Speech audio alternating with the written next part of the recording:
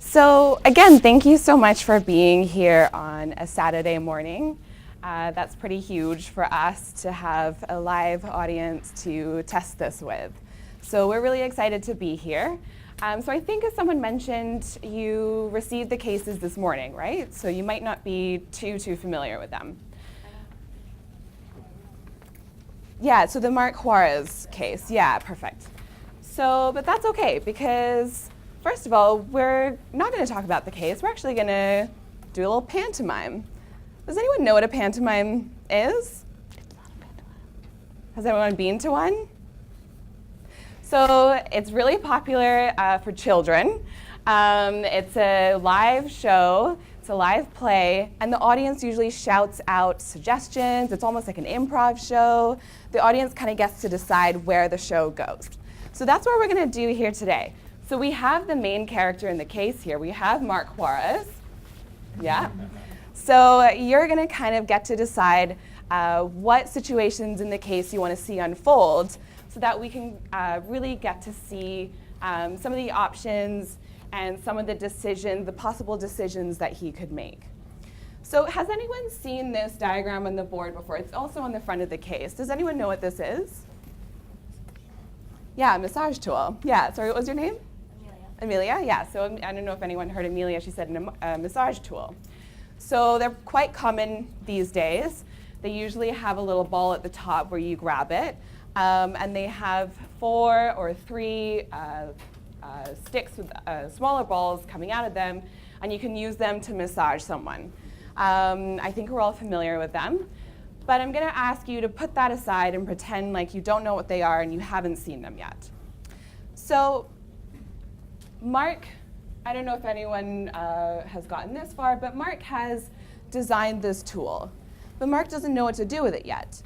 So Mark has a problem. What's his problem? Yeah.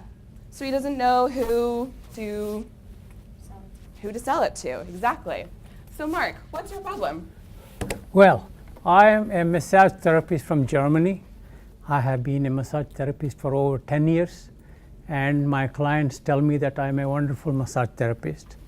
And in doing so, I'm finding that as a massage, my fingers get really hurt, my forearms get hurt, and many massage therapists I've seen, they have developed severe arthritis because of the repetitive motion they do. So, one fine early morning in 1990, I came up with a wonderful idea to come up with a tool that's made of wood. This is the massage tool, and I have used this on several of my clients. They love it, and it helps my hand as I massage them. So it's a benefit for me because I can continue to be a good massage therapist, and the clients like it because they get a very good massage. I have given these samples to my friends. They have used it in their homes, in their businesses, and they love it too. I am thinking, is there a market out there that I can market this and make some money? All right. Help me. So what are some steps we think Mark can take to figure out who to sell this to? Take a survey. Take a survey? Yeah, take a survey of who? People he knows, people in the anyone he sees. Anyone he sees on the street, stop him, say, wait, take my survey. Or maybe through a network, friends of friends. Yeah? All right. Whatever network he has available to him. Any network he has available. Whether that's something online, yeah. Okay, customers. All right. So let's see what would happen if Mark was then to talk to one of his clients, one of his massage clients. What would that look like? It's over here, Mark. I can't stand it. Could you please? Thank you. Thank you. Thank you. Oh, you're the best. You're the best. You're the best. Okay. Well, here's the living proof. She likes what I'm doing to her with my tool. It's the greatest. But I don't know, Mark. I don't think I could use one at home myself. I really can't reach that spot. Okay, then you have to go to a massage therapist and get it done. Oh, so it's not for me. It's for massage therapists. Likely, yes. Oh, how many massage therapists are there in Germany? Well, in each town you can find a few massage therapists.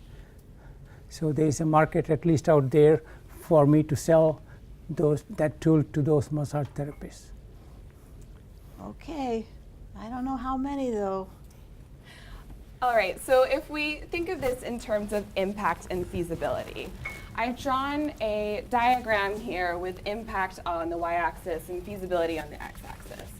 So if we think of impact as the impact that it will have on the customers, is this something that they need? Is it something that they want? And if we think of feasibility as how feasible is it to produce this product? Is it unique? Will it maintain its competitive edge? So in this little scenario that we saw, how impactful is it for customers? Yes? Well, normally people don't want to live with other people, so couldn't someone else just use the tool on her? Yeah, so you will hopefully buy it in hopes that someone else will be able to use it, because you can't really massage yourself, can you? So you think it's for people who live with other people? Okay. It could be used by an individual if you can add like a device to it or a stick, or like it's missing something. So it's not complete. Yeah, it's not. So it's missing something, so it might not be completely feasible to sell it as it is. Okay? Well, if I'm going to a massage therapist, I don't really want them to use a tool on me. I kind of, unless I'm doing like hot stones, which is, you're doing it for the heat, kind of like the feel of, like the actual pressure of the massage, whereas the tool doesn't really seem to do that. Yeah, the actual technique. Whereas sorry, what was your name? Whereas Alexis was saying, if you live at home with someone, they can just do it for you. Yeah. Anyone else from something from this little scenario that we just saw? Yeah. I feel this is the type of product where people have to try it, because if you see a picture of it, you're not gonna know if it's good or not. So it's a good idea if you give out free samples and all that to massage therapists. Yeah, it's a bit funny looking. Yeah. How do you know it's actually gonna do the job? If it's actually gonna feel good? These little wooden balls, if they're gonna just poke into your back. Yeah, so it's a bit foreign. Yes. It reminds me of one of those products that you would find at Brookstone. Kind of the novelty. Yeah, well, they have them in the front, and you see some store retail person playing with it and demoing it. Yeah. Yeah. Okay. And that's what it looks like. Yeah. So I'm getting the sense that maybe it's a bit of a goofy looking product, maybe the novelty product. People won't really know how to use it, and you kind of need someone to be able to help you use it. All right, so given this, what if Mark was then, what's another step that Mark could take to figure out if this is something that could be taken further? He's got this idea, but he doesn't know what to do with it yet. So we still are a little bit shaky on who the customer might be, but how can we take this forward to explore this?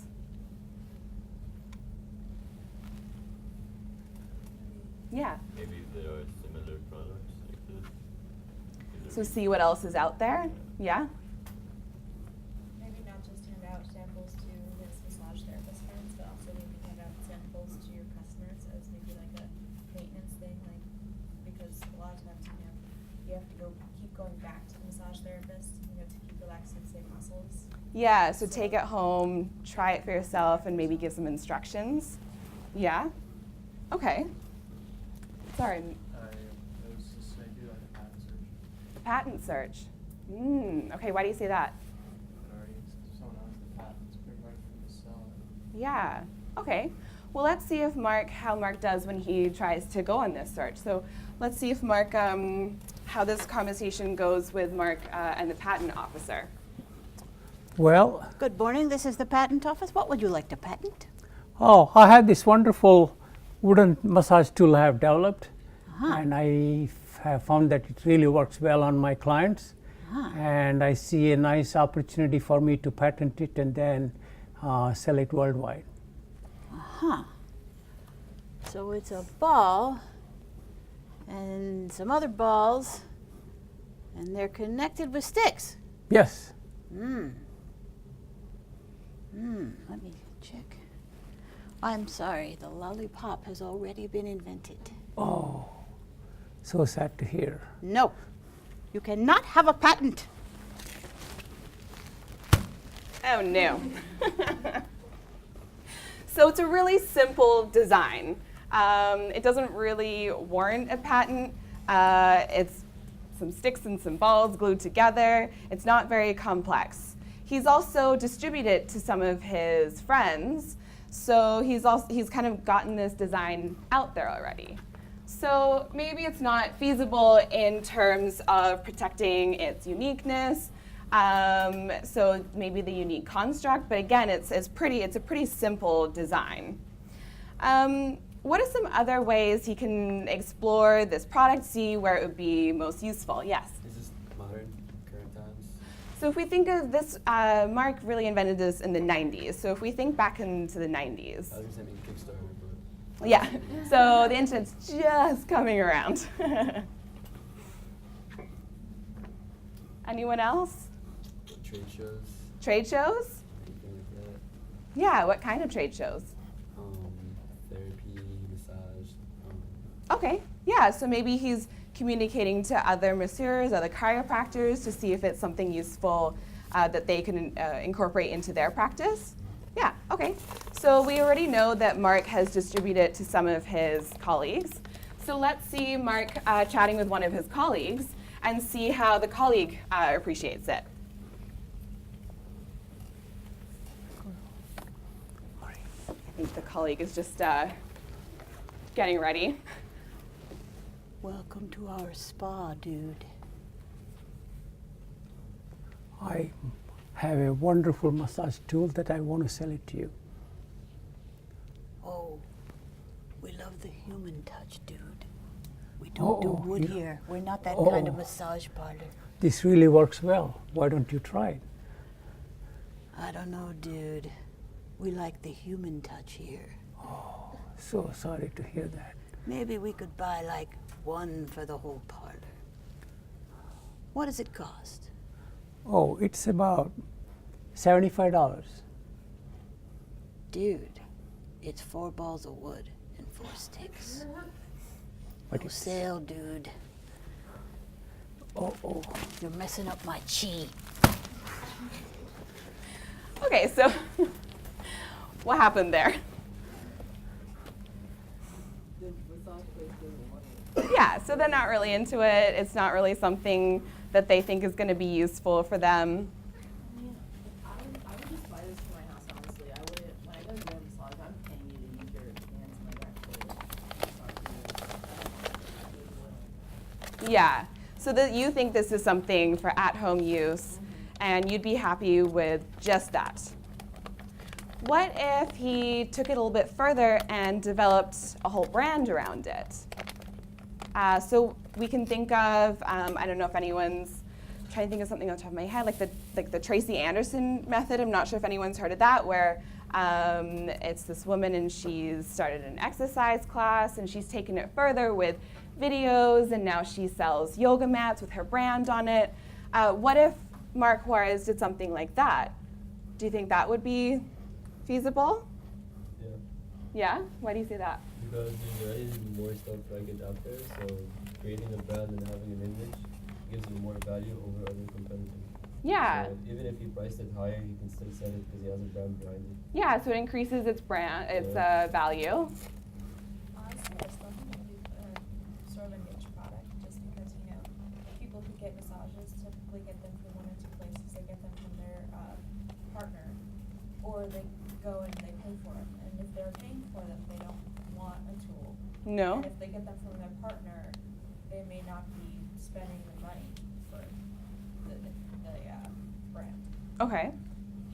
I don't know, because we haven't actually seen what it looks like, so, I mean, people use stones, right, at massages, so if this becomes, like, if it's a beautiful, I mean, we're making it sound like it's like you're gonna get a splinter from it, like, it might be a really nice product that actually gives you a different type of massage than a regular hand massage, so maybe Yeah. it's like a specialty massage that you would pay for, I don't know. Yeah. Has anyone used one of these? Yeah? Yeah, my parents had one in their house when I was younger. It was nice. I mean, it's good for Yeah. It doesn't really do the same thing as an actual massage because it just kind of runs over your skin and doesn't actually dig the knots and stuff out. Yeah, it's not flexible, is it? It's not flexible like your hands where you can kind of get into those knots. Yeah. So maybe what are some things that could go with the massage tool if he was building a brand around it? Massage oils. Massage oils, yeah. I think you should have a guide or like a little something to teach and educate the customers. Like a book to go with it, yeah. So almost like an instruction manual, but maybe a little bit more to it, like a bit more of the method behind it and why massage is good for you. Yeah? Sorry, I think I saw another hand. Nope. All right, so how do we think, where do we think he's progressing? Do we think he's got a bit more of a clearer customer in mind? No? So can he sell it if he doesn't have a patent? I don't think you, like if someone else is idea, you let it sell it. That's a great question. Mark, do you know anything about patents or? I know very little. Can you help me with how the patent process goes? We all speculated. We're out of character now. We all speculated about the patent process, but there has to be something unique about it that isn't in common use, and we couldn't figure out anything about that was not in common use, connecting balls with sticks. So we don't think it's patentable as that. But I think what Christine is trying to get at is, could it be patentable as something else? Does he just have to sell this, or could he sell more of a brand, more of a service, more of a technique? Because I don't know about you guys, but I can't use those things. I don't know how. Who was it that said they don't work very well? They don't dig in. They might, if somebody who knew what they were doing could show you how. And that's where So- the book might come in. Can I handy. videotape my techniques and sell it, probably, along with the product? Yeah, like an instruction video. Yes. Like a Pilates DVD. Or Yes. All Okay. right. Should we? So let's have a look at Mark having a conversation with his sister, bouncing off some ideas on some possible clients or customers.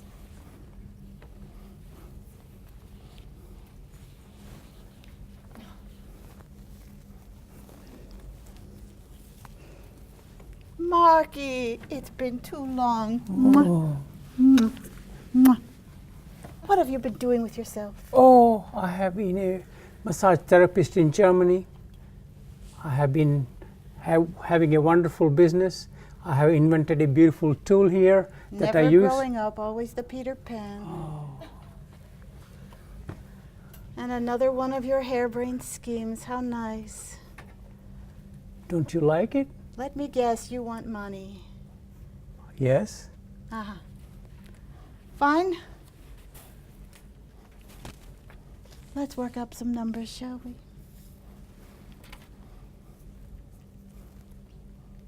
So you say this thing will have an impact on people. Yes. All right. Who are you going to sell it to? Well, I'm going to sell this product to massage parlors, people who want to buy it in stores like Target, Oh dear. Walmart. Oh dear. That's almost everybody. Yes. Okay. All right then. And what kind of value is this going to give them? What's it going to do for them? Well, if they have muscle pain, this will relieve the muscle pain in their body. That, a Yes. block of wood Yes. and some sticks. Yes. No, I also have a video to go with it. Huh? I will show you exactly how it works. It does wonders. Ah, so you'll show people how Yes. to use it. Yes. That could be useful. Is there anything else like that out there? I don't think so. I have not come across any so far. Ah, very nice, very nice. Tell you what, you're a little fuzzy on customers. I'm only going to give you, let's say, a 5 on customers. I think you need to be a little more clear on where they are. But if it's got the video and people can use it, All right, I'll go ahead and give you an 8. How about that for value? Okay. All right, and there's nothing else out there. I don't think so. I have not seen any. All right, I'll give you a 9. I will now plug this into my 1990s technology, a slide rule, and I will figure out what you're doing. Let's see now. 5, 9, and 5, 8, and 9. Ooh, you're going to have 70% impact. Wow. Now let's just take a minute, flip over the napkin here, and think about feasibility. Okay. So, what are your skills in this? Well, you're a wonderful massage therapist, aren't you? Yes, I have been working on this for 15 years. And how good are you at working with wood? I have a helper who helps me with designs. I do the design and he builds it for me. Ah, ever made a video? Yes. You have a VCR, do you? Yes. It's the 90s. All right then. We'll give you a distinctive competency on that. Maybe core. So, what you're offering, is that clear? Well, sure, it's a how-to, right? Yes. But it's for both massage therapists and people. Okay. And people. I'll go with that. And your whole team consists of you and one guy. Yes. Uh-huh. I'm not so happy on the people. All right. Let's see. I have another slide rule for feasibility. I'll go ahead and give you a distinctive on competency. I'll go ahead and give you we'll say a 7 for the offering. And maybe for your people, you're a little thin, honey. We'll give you a 4. I'll give you a 30% on that. All right. And the end. That is the end of our pantomime show. So we'll give a big hand to Rafi and Maureen. So we're going to introduce ourselves. The pantomime is not the only thing we're going to discuss in the case study. So my name's Christine. I'm not actually a narrator. I am a PhD student and I live in Vancouver, BC. I teach some marketing courses at a university there as well. And this is Ravi. Ravindra, I'm a professor in aerospace and mechanical engineering. I teach primarily junior and senior level courses in mechanical and aerospace engineering. I'm Maureen. I teach in the business school at Indiana State University in Terre Haute, Indiana.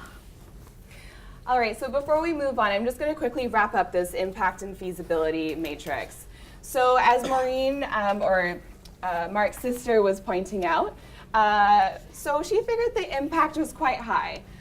She thought that it might be impactful for customers. It really could solve a problem. It might be if Mark releases some videos and some instructional tools, it could be quite easy to use. Feasibility, however, is quite low. Mark's a team of 1, and he's, there's another reason.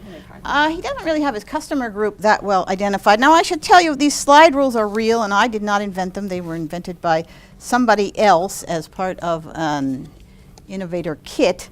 But it does measure on these 2 dimensions, and what this is a way to very, very quickly test out an idea you have for turning a great invention into a great business plan or a great business concept. It doesn't do it for you, but you can quickly try out your ideas, test them, and say, okay, where am I? And basically, this is I'm nowhere, and these are the not quite yets, and we're always heading for the high impact, high feasibility quadrant. Yeah.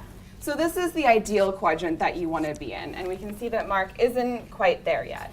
Mark really just has an idea, a product, but he doesn't really know how to take that to a final business. So how do we get from here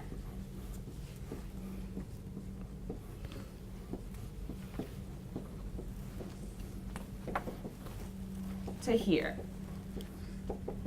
So we're going to look at 6 questions that will hopefully help us shape the product that we have into a business concept. So, first of all, is this new? Is this new to the world? No. No? In 1995, is it new to the world? It is then. Yeah. Does everyone, sorry, what was your name? Ibrahim. Ibrahim, does everyone agree with Ibrahim? It's new to the world? Yeah? Okay. So it's new. Is it new to the market? Yeah. So usually if it's new to the world, it's probably new to the market.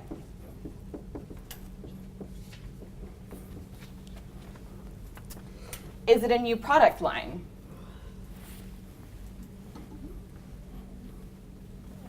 I don't know if there's other tools back then, like to help you like pain relief in your back or something. I wasn't born in the 90s. Yeah. So maybe we're not the most educated to make this decision, but we can kind of guess that maybe it is a new product line. Maybe there aren't that many massage tools available at that time. Now, to be fair, though, what you're talking about is a substitute, and they did have Advil back then. Well, I mean like a tool or something like that. Oh, but substitutes are fair game.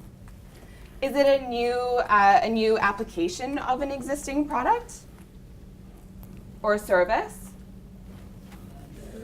Yeah, so we have massage already. It's just a new way of applying it.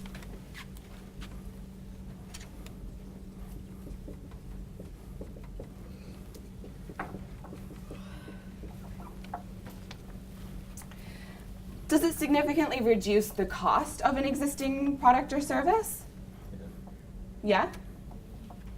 And so you were saying before that maybe this is something people can take home in between massage appointments, right? Yeah. So maybe you don't have to go as often. I think it depends on how well it works.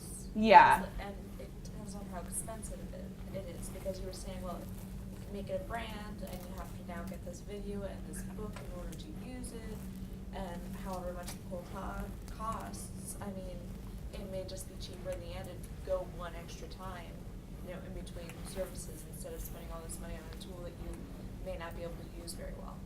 Okay, that's a good point. Does anyone disagree or? No? All right. No, that's a really good point. He would have had to try that and fail. As a matter of fact, kind of the whole purpose of this model is to try out ideas and run into things like that, because maybe then he would have eventually decided consumers aren't my people. Maybe massage schools are my people.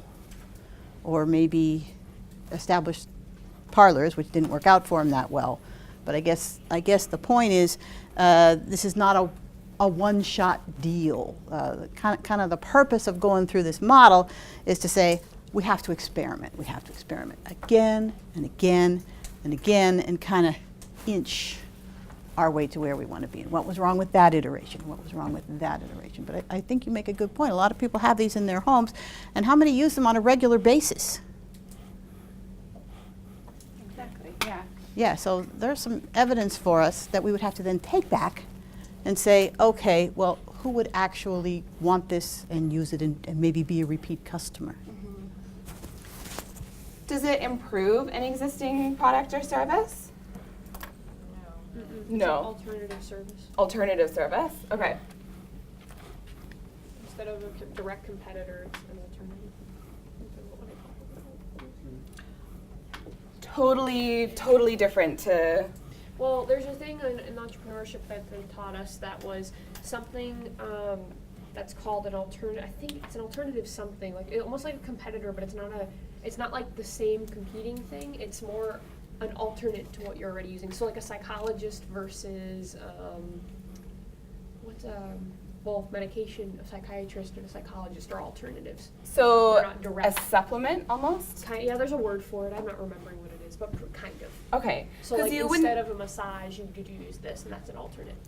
So you think this is more of a substitute for massage? I would think so. You think people would stop going for professional massages and instead? I think it depends. I don't know. I think it depends. Does anyone else have an opinion on this? Do you think this is an alternative to professional Yes, one massage, or opinion. Amelia? Well, I don't know what the market is for people who regularly go get massages, but I think that's a huge part of it. Like people like myself, like I don't regularly go get a massage, but sometimes I feel like a muscle pain. So for me, like yeah, that could be an alternative. I don't feel This would be a great tool for you? Yeah. Something easy to grab so you don't need to make an appointment. You can just at home quickly, yeah. I think you're actually talking about a One more supplement, question. really, aren't you? Go ahead. Yeah. It would not replace your massage, it would Yeah. supplement it, I like, think in for the between. people who, do like to go to massage a lot, it's more because, it's with like this luxury, you go, they treat you really well, you lay on the table, they give you a great massage, you feel kind of sleepy afterwards, you go home, you just feel relaxed and good. It's like, it's an experience, it's not just the massage itself. Yeah, and the music. Okay, Chiropractors. all right. So, So would a chiropractor perhaps be an alternative? Yeah, like not as opposed to like a luxury massage, like for that market. Yeah, that's not really a substitute, but it is an alternative, just like you said, because it's a different thing, but it could relieve pain in your body. yeah. So if there's a lot of these, and this doesn't really add anything distinctive, then we'd say it doesn't have very high impact. People have plenty of options out there. But in this case, if he's actually offering it, say, to massage therapists or training massage therapists, and he's giving them a way perhaps to lengthen their careers by relieving some of the stress that they feel doing the work, then the chiropractor is not an alternative for that. So it really depends on how we've decided to enter the market. If we decide to enter the market with consumers everywhere, then there's a lot of alternatives, and we're probably not going to see a lot of impact there. But if we can identify a way to enter the market where there are fewer of these alternatives, fewer of these substitutes, and this really is a distinctive competency, and this is the big one, there's actually a big enough market out there to make this make sense, because you remember when he first went to the massage parlor, they said maybe we'll take one, and it's $75, they'll take 0. That might not have been a big enough market. Massage schools might have been a better choice for him. But the question is, how do we find a way to enter the market that's going to give us both the impact and the feasibility that he needs to get into that upper quadrant? And I think what you're all kind of telling us is consumers is not a very good place, is it? Let me talk a little bit about patents. We talked about patents. In order to patent a product, the first step is to get a patent search done. Okay, that itself would cost anywhere from $3,000 to $5,000. And after the patent search is done, if the patent attorney says, yes, there is nothing out there like this, it's going to cost you anywhere from $12,000 to $20,000 to get a patent. And that's a long drawn process that may take 1 to 3 years. In addition, Mark has already given a few of the samples to his friends and customers to try it out without any non-disclosure agreement. That means the cat is already out of the bag, the invention is out, anybody can replicate it, and then he has no recourse to suing them because he did not protect the idea or the content. That's important to remember when you come up with a new idea or a product. Any questions? So maybe we should ask, do you think there's any way he could enter this market in a sustainable way? I'm sorry, what is your name? Jesse. Jesse. So this is what I would do if I was Mark. I would actually do something similar to Texas Instrument, how they've never changed their TI-49 or whatever in like 2-3 decades. So we would go directly to schools and education for the massage parlors and try to get our devices or this invention into every massage parlor we can, so the customer sees this device and they're like, oh, this is a professional device that the massage people have been trained to use. And from there we can spin off and approach the customers and say, like, would you like to be like a professional massage person? Here's our guide. It's also proprietary materials that we can patent easily. So like the balls are special in some way. And then now Mark has great feasibility. He can reduce the costs and create a competitive advantage there, and he's having high impact throughout the whole market. Okay, I'm so glad you didn't talk while we were doing the show, because that would have been so hard to get into a pantomime. But yeah, you're talking about a stepwise approach. And notice the first step was to establish a brand, was to not establish the physical value of this thing, but to establish the mental value of this thing by having people think it's a professional thing. It's what the pros use. That's what I want. How many of us buy shampoo and conditioner in the salon? Good, because it's no better than the other shampoo and, oops, sorry. Did I? No, it's not because it's better. Sometimes just the brands that I want are not in normal stores. Kind of depends.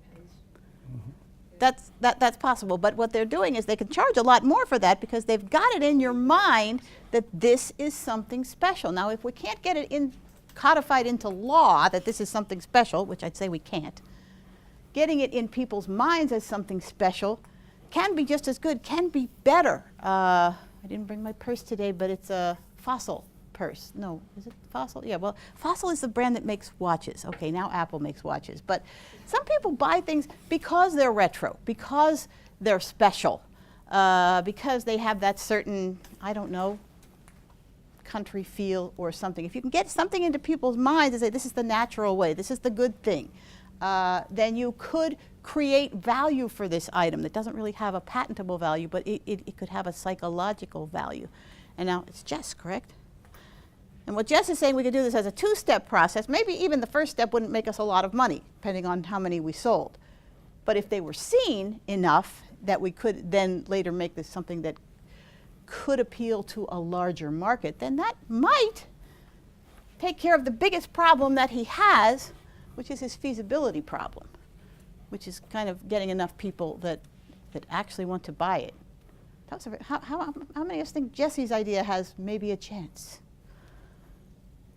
It's the best chance we've heard, I think. Feasibility analysis first, because even though it's an amazing idea, because it would work psychologically, people are like that. If no one actually would feasibly like the product, then the chances of it working are lower. Though, because of psychology, I kind of still think it's a good idea either way, because people think something's cool if you tell them something's cool enough times in the media or whatever. Or show them that something's cool. Yeah. Great. Honestly, though, I mean, I really don't think you'd be able to get it into the massage schools because, you know, it's not really an accepted school.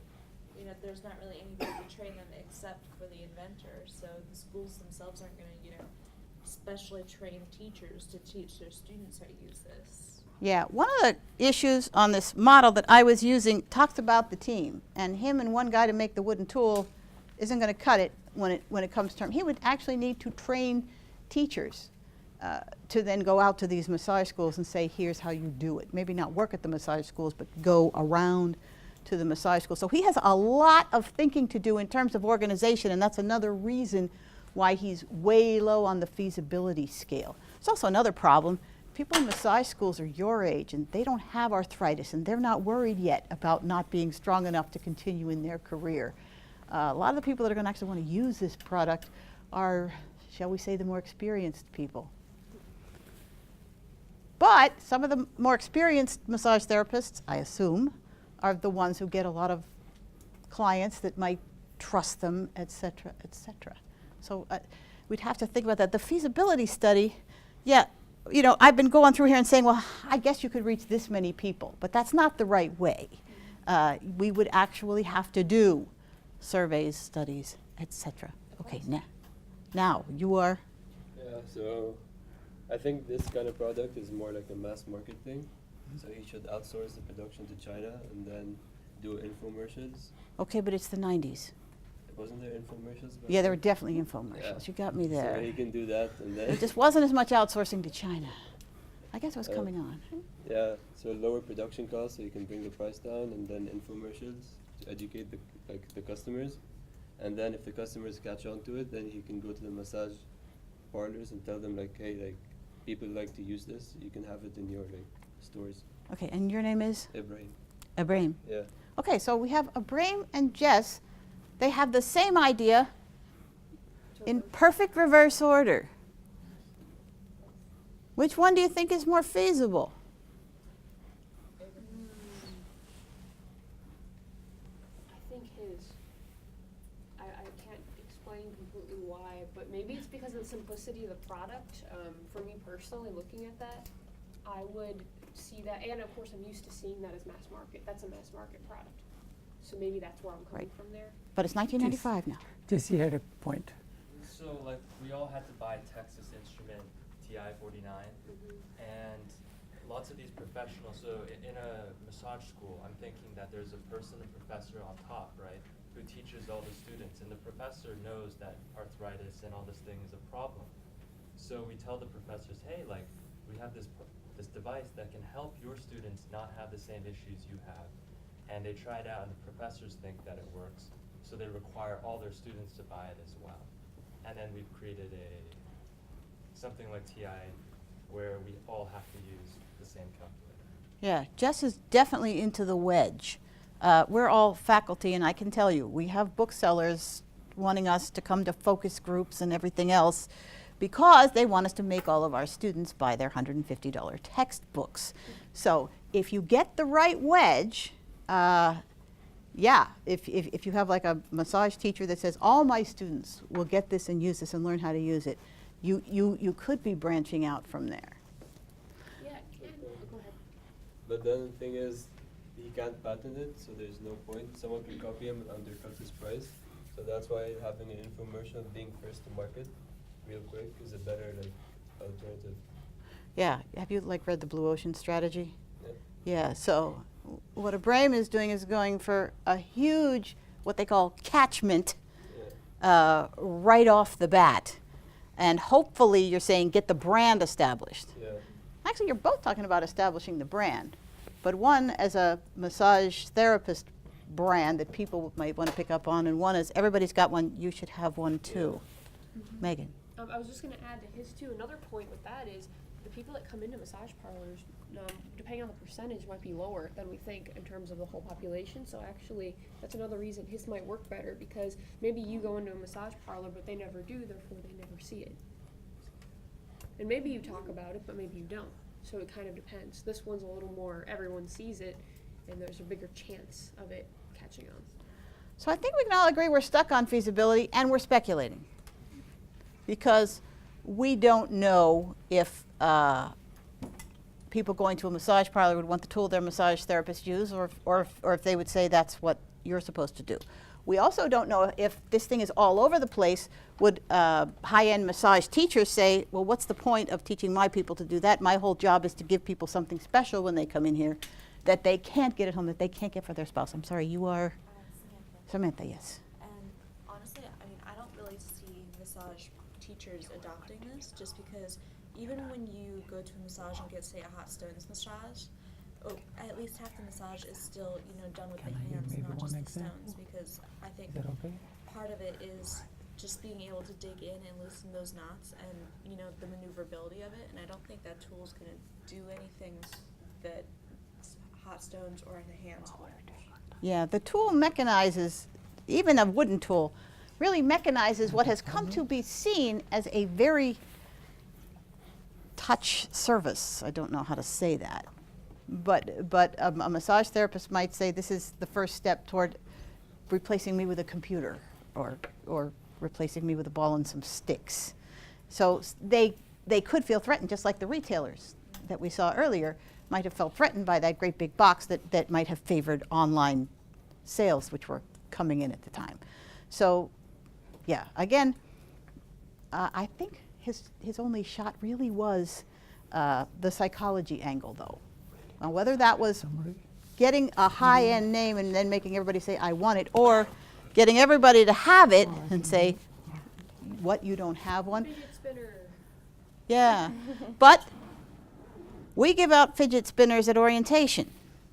So, although I think maybe they patented that. I think that was patentable. That's a completely different thing. We've still got, like, It was a failed patent. They may have. a failed patent? Yeah, she forgot to maintain it. Oh, well, that's not very bright. But as Abraham was saying, we will always have the problem of undercutting. What about this problem of undercutting, this thing that we can't patent? Would that be a bigger threat if we went for the whole mass market or if we went to the high end? It's a bigger threat. Undercutting is a bigger threat if we go to the high end. Why is that? Let's establish like a really good brand. Yeah. because there's always going to be people that can undercut you out there. Right. So unless you bring more value to it, then it's pointless. Right, so he would have to establish, if he can't patent, he would have to establish his brand. Yeah. He would have to have people saying, oh, but I only want the Mark Juarez one. But then that takes time, and you already gave it out to people. So that's too late. Yeah. So you think that ship has sailed for him? Yeah. Okay. Well, we don't have an answer. I'm sorry. Well, we do have an answer because you can get these things anywhere. So it did end up in the mass market. I think it did also go through massage places for a time, but they were kind of trendy there. So this was a hard one, wasn't it? I appreciate your thoughts, but yes, I think he had to choose between the wedge approach and the catchment approach. And I'm guessing he never made any money, but I don't know the outcome. Any other comments, thoughts? Well, to summarize, if there is an idea for a product, one has to see what are the steps needed to push it to your business concept and then market it. Okay, so we need to go through the feasibility study, impact, and many times you have to do a elaborate customer survey to see where the market is before you jump in, or else you're going to lose a lot of money and no product to sell. Okay, well, I think we should wrap it up then. Thank you for your attention. Thank you for being here. Thank you. We appreciate your participation. Thank you. Thank you.